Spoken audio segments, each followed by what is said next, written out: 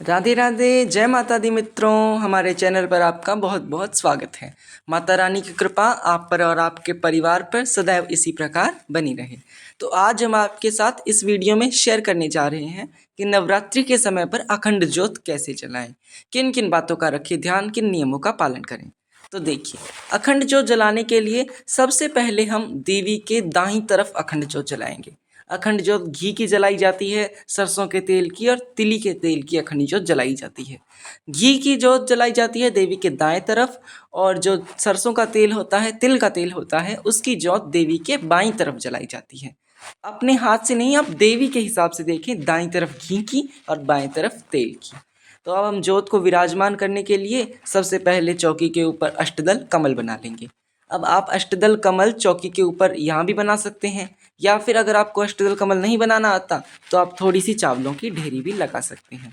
इसके अलावा हम जिस प्लेट के अंदर अखंड ज्योत को विराजमान करेंगे ना, आप उस प्लेट के अंदर भी अष्टदल कमल बना सकते हैं।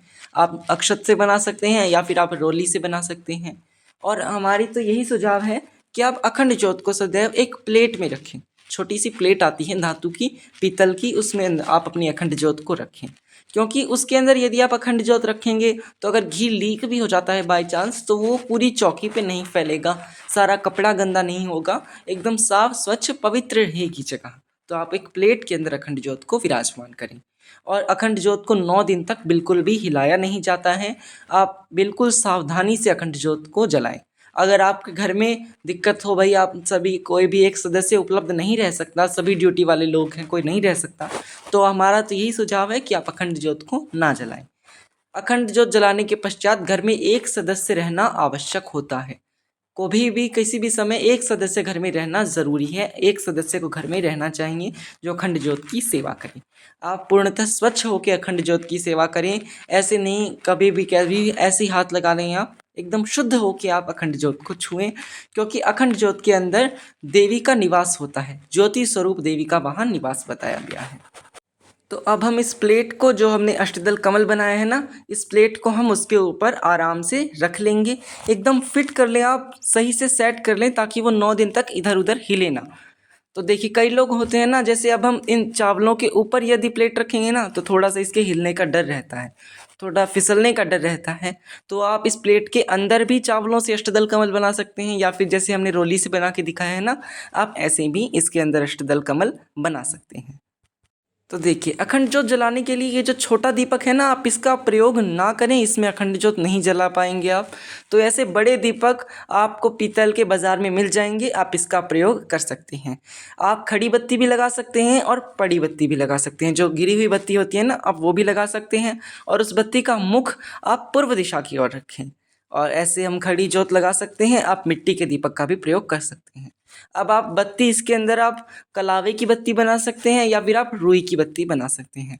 कॉटन की बत्ती बनाते समय बहुत ज़्यादा ध्यान रखना पड़ता है, तो आप अगर पहली बार अखंड ज्योत जला रहे हैं तो आप कलावे की बत्ती बना लें। कलावा आप एकदम प्योर कॉटन का कलावा लें, सिंथेटिक जो कलावे आते हैं ना, आप उनका प्रयोग ना करें। तो यहाँ बत्ती 1.25 हाथ की बनाई जाती है ताकि वो 9 दिन तक आराम से चल जाए। तो इस प्रकार से हम बत्ती को अच्छे से ऐंठ लेंगे, और जब आप ऐंठे ना तो हाथ में थोड़ा घी और कपूर लगाकर इसको अच्छे से ऐंठ लें। और अपनी बत्ती को, जो ये ऊपर स्टैंड, जो अखंड ज्योत का दीपक होता है ना, उसके अंदर ये हिस्सा होता है एक, जिसके अंदर से बत्ती पास की जाती है। आप इसमें अपनी बत्ती को डालकर एक अच्छे से देख लें कि वो सही फिट हो रही है नहीं हो रही। कभी ऐसा हो कि वो बहुत ज़्यादा ढीली है, वो अपने आप ही नीचे सरक रही है, या फिर बहुत ज़्यादा टाइट है, आप उसे खींच रहे हैं पूरा दम लगा के और वो फिर भी नहीं खींच रही। तो आप पहले एकदम अच्छे से ट्राई कर लें, एकदम अच्छे से फिक्स कर लें, क्योंकि कलावे की बत्ती बहुत हल्की सी फूलती है, ज़्यादा वो बत्ती नहीं फूलती है घी के अंदर डूबने के बाद। तो आप अच्छे से इसके अंदर सेट कर लें। तो अब हम दीपक के अंदर इस प्रकार से बत्ती लगा लेंगे, और बत्ती लगाने के बाद देवी माँ का नाम लेते हुए इसे वहाँ विराजमान कर लेंगे। तो अब देखिए, जब से पहले हम इसके अंदर डालते हैं काले तिल। अखंड दीपक जलाने से पहले उसके अंदर थोड़े से काले तिल डालते हैं और थोड़े से अक्षत डालते हैं। अगर आपके पास अक्षत और काले तिल उपलब्ध ना हो तो आप इन्हें रहने दें, नहीं तो आप अवश्य डालें हैं तो। और साथ ही साथ इसके अंदर एक सिक्का डालें। आप चांदी का सिक्का डाल सकते हैं, गिल्ट का सिक्का डाल सकते हैं, या फिर आप सिक्का नहीं डालना चाहते तो आप सिक्का बिना डाले भी अखंड ज्योत जला सकते हैं। फिर हम अखंड ज्योत को पूर्णतः घी से भर लेंगे। तो हम यहाँ आपको जला के नहीं दिखा रहे हैं, हम आपको बस जानकारी दे रहे हैं। तो आप घी से एकदम भर लें अच्छे से। जहाँ तक बत्ती है उससे थोड़ा नीचे ही घी रखें, उसको पूरा ना भरें एकदम ऊपर तक, नहीं तो बत्ती जलने में फिर परेशानी आएगी। तो हम बत्ती को घी को एकदम भर लेंगे ऊपर तक, और उसके बाद हम समय समय पर घी इसके अंदर डालते रहेंगे। और जब हम प्रज्वलित करेंगे ना दीपक को, तो हम यहाँ पे देवी का आवाहन करेंगे। आप देवी का आवाहन करें, ओम श्री दुर्गा दिव्यै नमः आवायामि स्थापयामि दयायामि। ओम श्री दुर्गा देव्यै नमः आवायामि स्थापयामि दयायामि। और देवी से प्रार्थना करेंगे कि हे देवी, आप 9 दिन तक यहाँ अखंड ज्योति में विराजमान रहें और हम सब पर अपनी कृपा दृष्टि बनाए रखें। तो अब साथ साथ हम जैसे जब बत्ती को खींचना होता है ना, तो आप ऐसे ये मेडिकल सी चिमटी आती है, मेडिकल चिमटी आपको किसी भी शॉप में मिल जाएंगी, 20-30 रुपए की चिमटी आती है। आप इससे बत्ती को आराम से खींच सकते हैं। कई लोग कहते हैं बत्ती को पीछे से जला लीजिए, इसको बुझा दीजिए फिर खींच लीजिए, नहीं। ये अखंड दीपक है तो इसकी बत्ती भी अखंड रहती है। आप इसकी बत्ती को ना बुझाएं।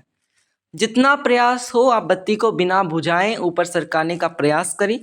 पर आप जैसे एक बत्ती से उसको जला अवश्य लें, कि अगर मजबूरी में गलती से हो भी जाए, ऐसा बुझ जाए, तो आप इसे दोबारा प्रज्वलित कर सकें। तो हम ऐसा नहीं करें कि आप जला लें फिर उसको बुझा दें, फिर नहीं। आप पूर्णतः प्रयास करें कि बत्ती ना बुझे। पर आप ऑप्शन में एक ऐसा करके एक बत्ती दूसरे इस दीपक से दूसरी बत्ती जला के रख सकते हैं। और उस बत्ती में ज़्यादा घी ना डालें, हल्का सा घी डालें, क्योंकि उससे कोई पूजा पाठ नहीं की जाती है। क्योंकि ये दीपक ही साक्षात देवी का स्वरूप है। इसका पूजन किया जाता है। 9 के 9 दिन आप इस दीपक का पूजन करें। इसको फल फूल पंचमेवा नैवेद्य सब अर्पित करें और इसका प्रतिदिन पूजन इसी प्रकार करें। अगर गलती से नवरात्रि के 9 दिनों में ये बत्ती आपसे बुझ भी जाती है ना, तो आप मन को छोटा ना करें। आप देवी से क्षमा याचना करके दोबारा देवी का नाम लेते हुए उसी उमंगता के साथ अखंड ज्योत को दोबारा जलाएं और दोबारा इसी प्रकार देवी की सेवा करें। और इस जो अखंड ज्योत हमने जलाई है ना, इसको आप 9 दिन तक पूर्णतः लगातार जलाएं रखें। अगर आप अष्टमी को भी कन्या पूजन कर लेते हैं तो भी आप इस अखंड ज्योति को नौमी तक जलाएं। आप नौमी के समय संध्या के समय में अखंड ज्योत को पूर्णतः घी से भरकर छोड़ दें, और दशमी तिथि को जब तक अखंड ज्योत जलती रहे आप इसे जलने दें। आप इसको खुद से ना बढ़ाएं, जब तक दीपक शांत ना हो जाए आप इसके साथ छेड़खानी ना करें। इसे आप स्वतः शांत होने दें, आप इसे खुद से ना बुझाएं। अखंड ज्योत जलाने से बहुत से फायदे होते हैं। घर के अंदर सुख शांति समृद्धि आती है, घर में बरकत होती है, देवी लक्ष्मी का घर में निवास होता है। तो यदि आप अगर अखंड ज्योत जला पाएँ, यदि आप में सामर्थ्य हो, तो आप अवश्य अखंड ज्योत जलाएं। और इससे आपके घर में बहुत सी पॉजिटिविटी आएगी, बहुत ज़्यादा आपको लाभ होगा अखंड ज्योत जलाने से। और यदि ना जला पाएँ तो आप इसमें कोई मन को दुखी ना करें। आप प्रतिदिन सरल दीपक जलाकर भी देवी का पूजन कर सकते हैं। धन्यवाद। राधे राधे। और अगर आपको वीडियो अच्छा लगा हो तो इसे लाइक करना ना भूलें और चैनल को सब्सक्राइब ज़रूर कर लें, ताकि आपको इसी प्रकार की नई नई वीडियो उपलब्ध होती रहें।